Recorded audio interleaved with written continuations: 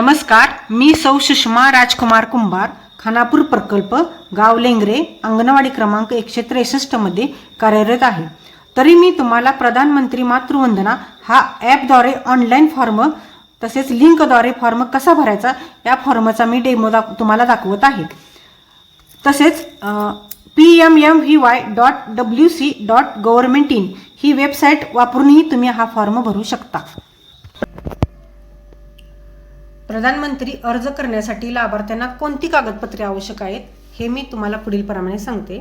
लाभार्थ्यांना त्यांचे आधार कार्ड, आधार मॅप केलेले बँक पोस्ट ऑफिस खाते तपशील, मोबाईल नंबर, पात्रता पुरावा, MCP RCH कार्ड, LMP तारीख, NCC तारीख, बाळाचा जन्म प्रमाणपत्र, बाळाची असलेल्या कागदपत्राची यादी खालीलप्रमाणे आहे. यापैकी कोणतेही एक चालेल. नोंदणीच्या वेळी अपलोड करायच्या कागदपत्राची यादी खाली दिली आहे. यापैकी कोणतेही एक. ज्या महिलांचे निव्वळ कौटुंबिक उत्पन्न वार्षिक 8 लाखापेक्षा कमी आहे, मनरेगा जॉब कार्ड हातात घेतलेल्या महिला, किसान सन्मान निधी अंतर्गत लाभार्थी असलेल्या महिला शेतकरी, ई-श्रम कार्ड धारण करणाऱ्या महिला, आयुष्मान भारत अंतर्गत प्रधानमंत्री जन आरोग्य योजना अंतर्गत महिला लाभार्थी, BPL रेशन कार्ड धारक महिला. ज्या महिला अंशतः 40% किंवा पूर्णपणे अपंग दिव्यांग आहेत त्यांच्यासाठी आहे.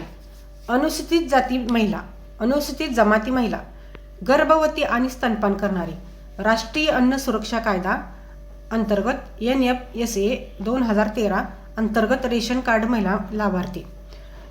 अशाप्रमाणे वरीलप्रमाणे डॉक्युमेंट अपलोड करून फॉर्म व्यवस्थित भरावा ही विनंती. प्रथमतः व्हॉट्सअपवर प्रधानमंत्री मातृवंदना या लिंकवर क्लिक करा. क्लिक केल्यानंतर उजव्या बाजूला कोपऱ्यात लॉग इन हा ऑप्शन येईल. लॉग इनवर क्लिक करायचे आहे. क्लिक केल्यानंतर आपला युजर ID टाकायचा आहे. युजर ID मध्ये ANG तसेच आपला अंगणवाडी कोड जो असेल तो टाकायचा. नंतर आपण जो पासवर्ड नेमलेला आहे तो पासवर्ड टाकायचा. युजर ID नी पासवर्ड नंतर जो कॅप्चर आहे तो टाकायचा आहे. कॅप्चर टाकताना व्यवस्थित टाकायचा.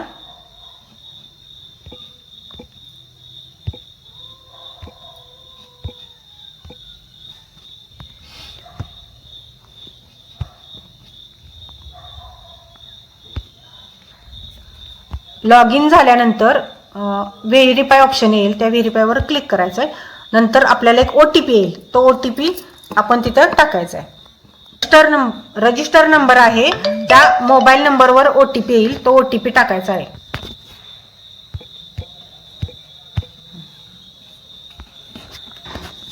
OTP टाकल्यानंतर व्हॅलिडेट वर क्लिक करायचं आहे. महिला एवं बाल विकास मंत्रालय, वेलकम टू डॅशबोर्ड.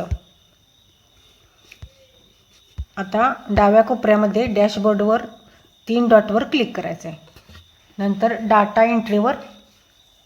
एंट्रीवर क्लिक करून बेनिफिशियरी रजिस्ट्रेशनवर क्लिक करायचं आहे.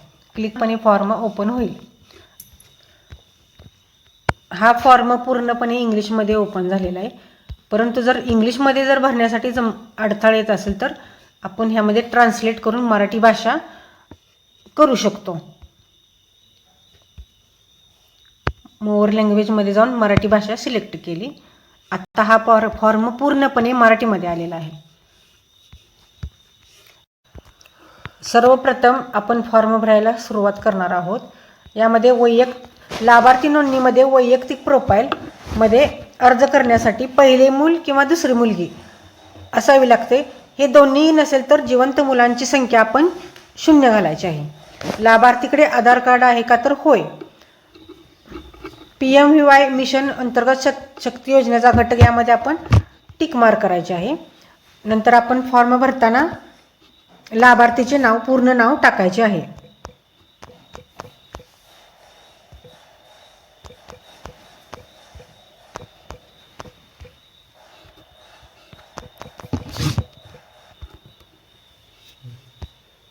नंतर आधार नंबर टाकायचा.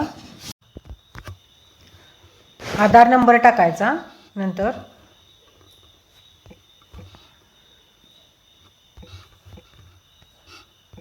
पुढे हिरव्या अक्षरात जे लिहिले पोषण ट्रॅकरद्वारे चेहऱ्यांची ओळख त्यावर क्लिक करायचं.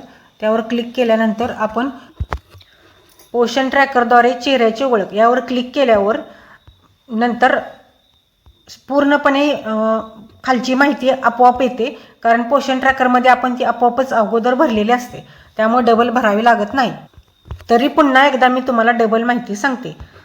यामध्ये जन्मतारीख टाकायची आहे बाळाची. बाळ जन्माला आलं असेल तर तिथे बाळाची जन्मतारीख टाकायची आहे. काय असेल ती जन्मतारीख सिलेक्ट करायची. नंतर मोबाईल नंबर, घरातील कोणत्याही व्यक्तीचा मोबाईल नंबर असेल तर तो वडिलांचा, आईचा किंवा स्वतःचा असेल तर तो टाकायचा आहे. मोबाईल नंबर पूर्ण टाकायचा. नंतर श्रेणीमध्ये कॅटेगरी सिलेक्ट करायची. त्यामध्ये SC ST अदर्स तिन्हीमध्ये SC कोणता असेल ते टाकायचे. SC पात्रते निकषमध्ये रेशन कार्ड, BPLचं रेशन कार्ड सिलेक्ट करायचं आहे. नंतर BPLच्या रेशन कार्डामध्ये पहिल्या पानावरती ओळखपत्र नंबर असते, तो ओळख नंबर टाकायचा काय असेल तो. नंतर चूज फाईलमध्ये तिन्हीपैकी ते एक फोटो घेऊ शकतोय, चूज गॅलरी घेऊ शकतोय, कोणते एक सिलेक्ट करायचं. चूज फाईल केल्यानंतर ते एक फोटो चूज गॅलरीमध्ये जाऊन तो फोटो सिलेक्ट करायचा, मग कोणताही सिलेक्ट करून तो घ्यायचा.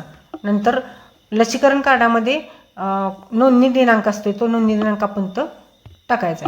नंतर शेवटच्या मासिक पाळीची तारीख ती काय असेल ते टाकायची. नंतर चेकअप लसीकरण कार्ड रजिस्ट्रेशन केलेली तारीख, ANC डेट इथे टाकायची आहे काय असेल ती. नंतर बाळ जर जन्माला आले असेल तर ते होय किंवा नाही, होय असेल तर होयमध्ये क्लिक करायचं आहे. सध्याचा पत्ता ग्रामीण किंवा शहरी, ग्रामीणच शक्यतो हे सिलेक्ट करायचं. तरी इथे पूर्णपणे ते पत्ता टाकायचा आहे. नंतर विलेज सिलेक्ट करायचा, कोणते गाव विलेज असेल ते सिलेक्ट करायचं. नंतर पिनकोड,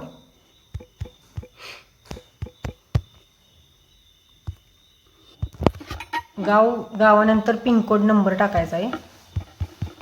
पिनकोड झाल्यानंतर प्रिव्ह्यू करणे म्हणजे पूर्ण वरून खालीपर्यंत पूर्ण सगळा फॉर्म आपण बरोबर भरला आहे का तो चेक करायचा आहे. चेक केल्यानंतर प्रिव्ह्यूवर क्लिक केल्यानंतर पुढे सबमिट हा ऑप्शन येईल.